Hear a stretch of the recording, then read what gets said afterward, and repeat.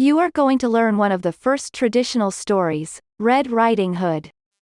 Red Riding Hood is walking through the woods. She is a kind girl who is taking a basket of food to her sick grandmother. She meets a wolf in the woods. The wolf pretends to be nice to find out where Red Riding Hood is going. Once the wolf finds out that she is going to her grandmother's cottage, he rushes to the cottage and gets there before her. When Red Riding Hood gets to the cottage, the wolf has just eaten grandmother and is sitting in bed in grandmother's clothes.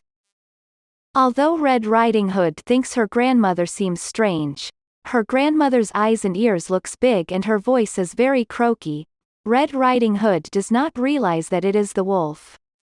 Suddenly the wolf tries to eat her too. Red Riding Hood screams and a woodcutter rushes in and saves her. He grabs the wolf and makes him spit out grandmother.